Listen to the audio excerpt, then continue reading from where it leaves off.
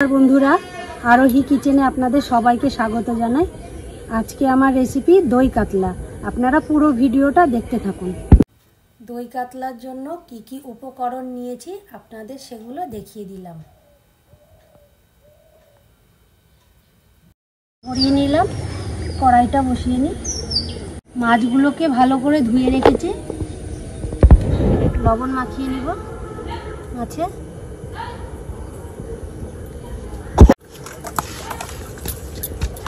এখানে সর্ষের তেল নিয়েছি, কড়াইয়ে দিয়ে দিব। তেলটা ভালো মতন গরম হয়ে গেছে, আমি মাছগুলো দিয়ে দিব এক এক করে।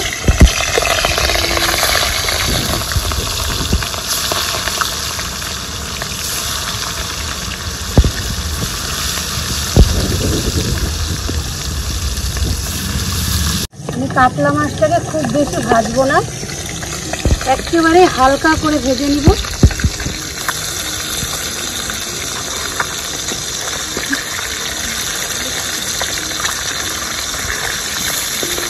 মাছটা আমার ভাজা হয়ে গেছে হালকা করে, এবার আমি তুলে নেব।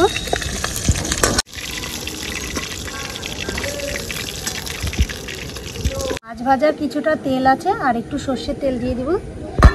শুকনো লঙ্কা নিয়ে নিচ্ছি, তেলে দিয়ে দিব। পেঁয়াজ বাটা নিয়েছি, আমি এখানে বড় দুটো পেঁয়াজ নিয়েছি।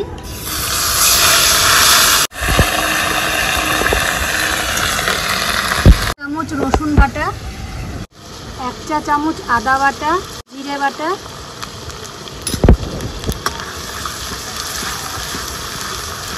1 চা চামচ কাঁচা লঙ্কা বাটা, কাজু আর পোস্ত একসাথে বেটে নিয়েছি, দিয়ে দিব।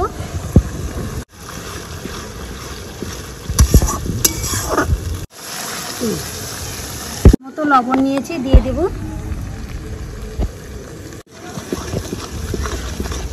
টক দই নিয়েছি, টক দইটাকে খুব ভালো করে ফেটিয়ে নিব। দইটাকে দিয়ে দিব এখানে।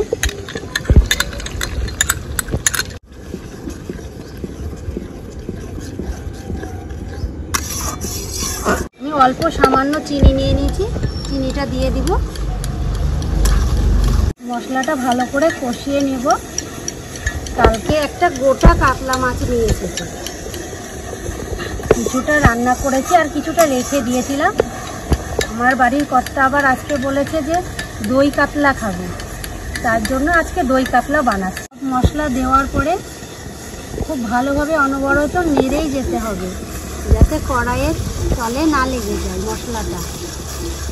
মশলাটা খুব ভালোভাবে কষানো হয়ে গেছে, আমি জল নিয়েছি, জল দিয়ে দেব।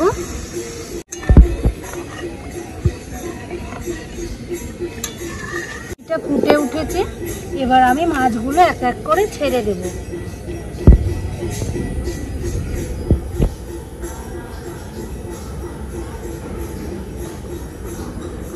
দই কাতলা করতে গেলে মাছটা খুব বেশি ভাজলে হবে না, হালকাই ভাজতে হবে।